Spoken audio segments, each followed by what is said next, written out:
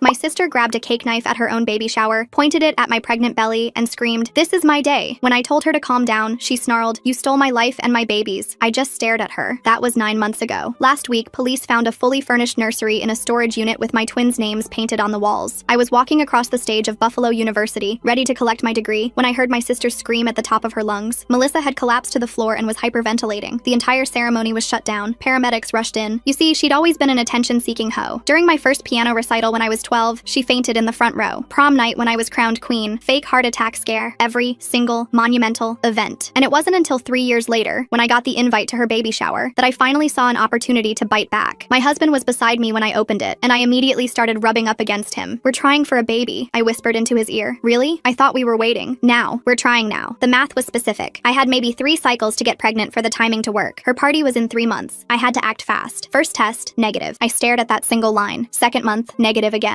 I was lying in the dark room with gel on my belly when the ultrasound tech went quiet. "Move the wand around." "Congratulations, it's twins." I laughed. Actually laughed. The next few months I became Melissa's biggest cheerleader. Anything to get her hyped up for what that hoe thought would be her big moment. "Oh my gosh, girl, you need a countdown on Instagram. I'll design it." I posted daily. 5 months until my sister becomes a mom. I insisted on inviting everyone I knew, promising that they'd all bring her gifts and attention. I knew I was doing the right thing when she posted her baby name online. Delphine Aurora, a name I'd written in my diary when I was 15, a name I'd never told a soul about. That beach had gone through my room. So when the morning of her party arrived, I smiled extra sweet while curling her hair. And when she started getting all emotional, it took everything not to burst out laughing. If only one of us got to be pregnant, I'm glad it's me. Even mom said it's better this way since I'm the prettier sister. The photos will actually be worth framing. You know what I mean? I applied her lipstick carefully. "You deserve this." "No interruptions this time," she responded. "This is my day." "Absolutely." Well, if there's one thing my beach sister can do, it's to plan a good party. There were beautiful balloons everywhere, a 3-tier cake. Even though everyone already knew from her posts it was a girl, she insisted on doing the whole reveal performance again. I wore a loose dress, but you could see my bump if you looked hard enough. Nobody was looking at me though, not yet. Or so I thought, until Melissa pulled our mom aside. "God, look at Sarah. She's gotten huge. If I didn't know better, I'd think she was the pregnant one." Mom laughed. "Well, you've always been the thin one, honey. Good thing too, for the photos." When they were finally done giggling, the countdown started. 3, 2, 1, pop. Pink confetti everywhere. "It's a girl," Melissa screamed. Everyone cheered. Cameras flashed. TBH. I was ready to stand up and ruin the entire mood with my announcement, but that's when my morning sickness hit. Hard. I ran to the bathroom, hand over mouth. When I came back out, everyone was staring at me with concern. The words came tumbling out. Sorry, I said, flustered. "It's just the twins. They've been making me so sick. 6 weeks with twins and I can't keep anything down." The silence was deafening. Then the explosion. "Twins?" Aunt Martha shrieked. "Oh my gosh, Sarah!" The crowd shifted like a tide, away from Melissa, toward me. Hands reached for my belly. Questions bombarded me from every direction. "When did you find out? Do twins run in your family? Are they identical?" Melissa's face went from pink to red to purple. I watched her chest start heaving. I braced myself for the performance. I can't breathe," she gasped, clutching her chest. "Someone, help!" But everyone was around me. Even her own husband was asking me about twin strollers. "Hello?" Melissa screamed. "I'm having a panic attack. This is my party." Mom glanced over, annoyed. "Melissa, honey, not now. Sarah's having twins at her first pregnancy." That's when Melissa lost it. Actually lost it. She grabbed the cake knife, and for a second I thought this was how I'd die. Death by baby shower. "This is my day!" she screamed, mascara running. "Mine! I've been trying for 3 years!" Ryan grabbed Melissa's wrist and twisted the knife out of her hand while she stood there frozen, her whole body shaking like she was having a seizure. The knife clattered onto the floor and kicked under the dessert table as Melissa's legs gave out completely. She dropped to her knees and started wailing so loud that the neighbors probably heard it 3 houses down. Her mascara ran down her face in thick black streams while she pounded her fists on the floor, screaming that I ruined everything, that I always ruin everything, that this was supposed to be her special day. Mom rushed over and wrapped her arms around Melissa, rocking her back and forth while completely ignoring me standing there in shock with my hand on my belly. At least 20 phones were pointed at us, everyone recording the whole meltdown like it was some kind of reality show. Ryan managed to get Melissa into a chair where she sat hyperventilating, her chest heaving up and down so fast I thought she might pass out. He whispered something in her ear over and over, probably trying to calm her down, while the rest of the guests just stood around awkwardly not knowing where to look or what to do. Daniel grabbed my arm and pulled me toward the door, his face completely white. He asked if I was okay and said we needed to leave right now before things got worse. That's when Mom stormed over and slapped me hard across the face, the sound echoing through the whole room like a gunshot. She screamed that I was a selfish bitch who couldn't let Melissa have one single day without making it about me. The room went dead silent except for Melissa's crying, and I heard several people gasp at what just happened. My cheek burned like fire and I touched it without thinking, feeling the heat spreading across my face. Daniel stepped right between Mom and me, telling her to back the hell off or he'd call the cops himself. Grace appeared next to me and announced loud enough for everyone to hear that she was calling 911 if anyone else laid a hand on me. Nathan finally pushed through the crowd looking like he'd seen a ghost, staring at what his family had turned into. That's when Melissa suddenly bent over and threw up all over the floor, this gross yellow liquid splashing onto her expensive shoes. Ryan jumped up saying they needed to go to the hospital right now because she was having contractions from all the stress. Mom immediately pointed at me and yelled that if Melissa lost her baby, it would be my fault, her voice carrying across the entire backyard. Ryan helped Melissa stand up and started walking her toward their car, but she turned around and screamed that if she lost her baby, she'd make sure I lost mine too. At least 10 people had their phones out recording her threat, and Daniel grabbed my hand saying we were filing a police report immediately. We sat in Daniel's car in the parking lot while he called 911 to report the assault and the threat against our babies. I texted Grace asking her to save any videos from the party while my cheek throbbed and I could feel the twins moving around like crazy from all my stress. 2 cops showed up about 20 minutes later and took our statements. Watching the footage, Grace and 3 other guests had saved on their phones. They took pictures of my red cheek and told us we should file for a restraining order first thing Monday morning. 3 hours later, we were home and Daniel was making me chamomile tea while I sat on the couch trying to process everything that had happened. He sat down next to me and admitted he was scared of what Melissa might do next, suggesting we should stay with his parents for a few days just to be safe. I told him no way was I letting her drive me out of my own home after everything she'd done over the years. My phone started blowing up with notifications as videos from the party went viral on TikTok and Instagram with hashtags like baby shower meltdown and psycho sister. Comments poured in calling Melissa crazy and mom abusive, while other people said I was wrong for announcing my pregnancy at her party, even if she had it coming. The doorbell started going off at 7 the next morning like someone was holding it down. Daniel jumped out of bed and looked through the peephole while I stayed under the covers. Carol stood there with her face all red and puffy from crying. She kept pressing the doorbell over and over and started pounding on the door with her fist. Daniel told me to stay back and open the door just a crack with the chain still on. Carol immediately stuck her fingers through the gap and tried to push it open while screaming about the videos. She demanded I come to the door and take everything down right now. Her voice got louder and louder until she was basically shrieking about how I'd ruined Melissa's life and destroyed our family. Daniel kept his shoulder against the door and told her she needed to leave. Carol started kicking the door and screaming that I was a monster who'd always been jealous of my sister. The neighbors started coming out of their apartments to see what was happening. Mrs. Chen from next door stood in her bathrobe recording everything on her phone. Carol saw all the people watching and started yelling even louder about how I'd planned everything to hurt Melissa. She said I was evil and had always wanted to destroy my sister's happiness. Daniel finally told her he was calling the police if she didn't leave immediately. How did Melissa know about that diary name from when Sarah was 15? That means she must have been sneaking through Sarah's stuff for years. I wonder if the twins moving around during all that stress is normal, or if babies can really feel. Carol backed away from the door but kept screaming from the hallway about how I'd regret this. She left after about 20 more minutes of yelling threats at our door. My phone rang an hour later with Nathan's name on the screen. His voice sounded completely exhausted when I picked up. He said Melissa was still in the hospital under observation, and the doctors were worried about her blood pressure. He begged me to come to a family meeting to work this out before things got worse. I could hear the desperation in his voice when he asked me to please just talk to them. I told him I'd only meet if it was somewhere public, and Daniel came with me. Nathan agreed and said we could meet at the Italian place downtown in 2 days. Those 2 days passed slowly, with my anxiety getting worse by the hour. I couldn't stop worrying that all this stress was hurting the twins. My hands shook as I made an emergency appointment with my OB/GYN. The waiting room was packed when we got there, and I noticed several women staring at me. One of them whispered to her friend and pointed at me with her phone out. They'd definitely seen the viral videos that were still spreading everywhere online. Dr. Torres called me back and did a full exam with the ultrasound machine. She moved the wand around my belly for what felt like forever while checking both babies. The twins were fine, but she warned me this level of stress was dangerous for all of us. She prescribed something mild for anxiety and told me to avoid any more confrontations. 2 days later, we walked into the restaurant for the family meeting. Carol, Nathan, Melissa, and Ryan were already sitting at a big table in the back. Melissa looked pale and had dark circles under her eyes, but she'd clearly done her makeup carefully. The second we sat down, Carol started demanding I apologize for everything. She said I needed to admit I'd planned the whole thing to hurt Melissa. Melissa sat there playing victim and wiping fake tears while saying I'd always been jealous of her. She claimed I couldn't stand that she was prettier and more loved by everyone. Ryan just sat there silently, but I saw him flinch when Melissa said that. Nathan tried to calm everyone down and suggested we all just move forward peacefully. Carol kept cutting him off and raising her voice about how I'd traumatized her pregnant daughter. Other people in the restaurant started looking over at our table. Melissa suddenly reached into her purse and pulled out a thick envelope. She slid it across the table with this nasty smirk on her face. I'm suing you for intentional infliction of emotional distress and endangering my baby. Her lawyer thought she had a really strong case and could get serious damages. Daniel immediately pulled out his phone and called his cousin Emma, who was a family lawyer. Melissa's face dropped when she heard him explaining the situation to an actual attorney. We left the restaurant with Carol still screaming threats behind us. That evening, Grace showed up at our door with wine for Daniel and chocolate ice cream for me. She'd seen everything online and wanted to check if we were okay. She sat on our couch and pulled out her phone to show us something. Grace had kept a folder of screenshots going back years documenting Melissa's attention-seeking behavior. There were photos from my high school graduation where Melissa pretended to faint, screenshots from my college acceptance party where she claimed chest pains, posts from my engagement dinner where she had a sudden allergic reaction to nothing, events I'd completely forgotten about where Melissa had stolen the spotlight with fake emergencies. Grace had been quietly collecting evidence of this pattern for years without telling me. A week after the baby shower, Daniel's cousin Emma came over to review Melissa's lawsuit. She read through the papers newspapers and actually started laughing at how ridiculous it was. Emma said it was completely frivolous and would get thrown out immediately. She suggested we countersue for assault since Carol had slapped me at the party. We could also sue for the threats Melissa made about our babies being recorded on video. Emma helped us prepare all the documentation we'd need for court. Having real legal support finally helped me sleep through the night for the first time since the party. We went to the county courthouse the next week to file for a restraining order. Emma came with us and brought printed screenshots of the threatening messages and videos from the party. The judge reviewed everything, including witness statements from the neighbors about Carol's screaming fit. He granted a temporary restraining order prohibiting both Carol and Melissa from coming within 500 feet of us. The order specifically covered our home, Daniel's workplace, and my doctor's office. Carol violated the restraining order within 48 hours by showing up at Daniel's office building. She walked right past security and started screaming at the receptionist to let her see Daniel. Security grabbed her and called the police while she fought and screamed about me destroying her family. The police arrested her and took her away in handcuffs while Daniel's coworkers watched from the windows. His boss called him into a meeting and suggested working from home until this situation was resolved. Daniel set up his office in our spare bedroom and started working remotely the next day. I woke up at 3 in the morning a few nights later to weird noises outside our bedroom window. My heart started racing as I crept over to peek through the blinds. Melissa's car was parked across the street just barely beyond the 500-foot limit. She was sitting in the driver's seat staring directly at our apartment building. I watched her for 20 minutes and she never moved or looked away from our windows. She stayed there for 3 more hours just watching our home in the darkness. Daniel installed security cameras the next morning covering every angle of our building. 2 weeks passed with Melissa parking just outside the camera range every single night. Nathan showed up at our door on a Tuesday afternoon looking like he hadn't slept in days. His eyes were bloodshot and his shirt was wrinkled like he'd worn it for 3 days straight. He slumped onto our couch and rubbed his face with both hands. Carol had been staying at their house since the baby shower and was driving Ryan absolutely crazy with her constant rants about me. Nathan said Ryan was thinking about filing for divorce because Melissa's obsession with destroying me was making her sick during her pregnancy. The stress was affecting their baby, and Ryan couldn't take it anymore. 3 days later, I went in for my 20-week anatomy scan at the hospital. The ultrasound tech moved the wand around my belly for what felt like forever, without saying anything. Dr. Torres came in and took over, measuring each twin over and over again. One twin was smaller than the other, and needed closer monitoring every week from now on. The stress was literally affecting my baby's growth, and I couldn't stop the tears from coming. Daniel held me while I sobbed in that cold, dark room with gel still on my belly. That night, Grace called me in a panic while I was lying in bed. Someone had posted my medical information all over a local mom Facebook group, my doctor's name, the address of the clinic, even my appointment times for the next month. The post had screenshots of my medical chart showing I was having twins and my due date. Only someone with access to the hospital system could have gotten those records. Daniel immediately called hospital security while I called our lawyer on speakerphone. The lawyer said this was a serious federal crime and we needed to document everything right away. Emma called me the next morning with shocking news she'd discovered through her contacts at the medical center. Nathan's wife Linda worked in the billing department and had been accessing my records illegally for weeks. The hospital's IT department found her login accessing my files 17 times in the past month. Linda was escorted out by security that same afternoon and faced immediate termination. The hospital administrator called to apologize and said they were cooperating fully with the criminal investigation. Nathan showed up at our door again that evening completely devastated by what Linda had done. He had no idea she'd been helping Melissa and felt betrayed by his own wife. The next day, I got a text from Ryan that made my hands shake as I read it. He was apologizing for Melissa's behavior and admitted she'd been keeping a notebook since high school filled with ways to destroy me. He'd found it hidden in their closet with pages and pages of plans dating back years. Ryan was scared for their baby and was meeting with a custody lawyer the next morning. He offered to testify on our behalf if we needed him in court against Melissa. 3 weeks after the baby shower, everything exploded online when Melissa posted a completely made-up story on Facebook. She claimed I'd been stalking her for months and included photos she'd edited to make it look like I was following her. The post had fake text messages she'd created showing me threatening her and her baby. Within hours, the post had been shared hundreds of times in Buffalo mom groups. Strangers started sending me death threats through Facebook and Instagram. Someone posted our home address in the comments saying I deserved whatever happened to me. Daniel contacted the FBI that afternoon about the cyber stalking and death threats. They took it seriously and said they'd open an investigation into the harassment campaign. Meanwhile, my blood pressure kept climbing higher at every doctor visit. Dr. Torres put me on modified bed rest and said I couldn't leave the house except for medical appointments. The twin size difference was getting worse and she was worried about early delivery. Being trapped at home while Melissa spread lies about me online felt like being in prison. I'm really wondering how Linda got involved in all this. Did Melissa convince her to help, or was it Nathan's mom Carol who pulled her in? The way the hospital caught her accessing those files 17 times makes me think about what exactly